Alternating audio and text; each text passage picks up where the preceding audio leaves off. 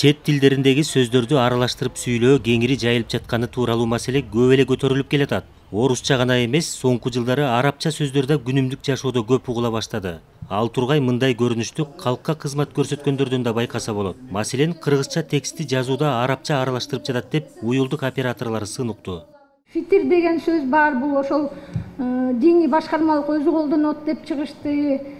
Жок, бул Рамазан айы дегенди колдонуп жүрүшөт, жалпы коомчулук колдонуп жүрүшөт деген да ошо кайчы пикирлердин эси менен балким айрым билдирүүлөр ошондой жайылтылып кетиши мүмкүн.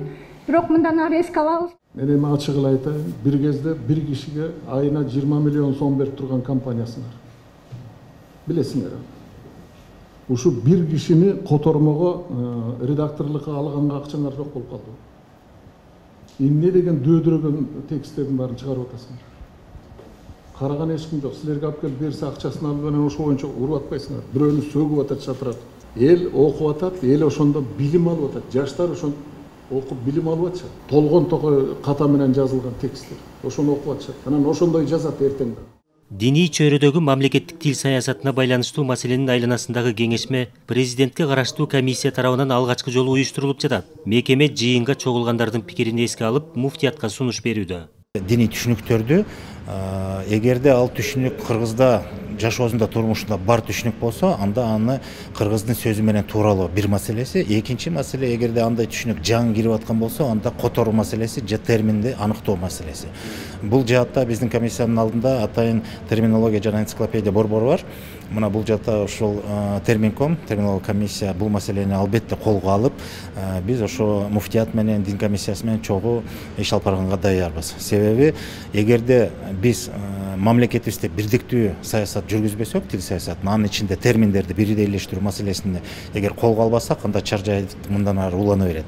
Муфтият мечиттердеги баяндардын 90% кыргыз тилинде айтылып жатканын, дин башкармалыгында иш кагаздары толугу менен мамлекеттик тилде экенин билдирүүдө. Ошондой эле эл арасында кеңири жайылып жаткан арабча сөздөрдү ылайыгына карап кыргыз тилине которууга да каршы эмес. Азирети муфтийдин дагы 40 кадамдан турган 5 жылдык планы бар. Ошол пландын ичинде мамлекеттик тилди жогорулатуу, көтөрүү жана ошондой эле терминологияны иштеп чыгуу.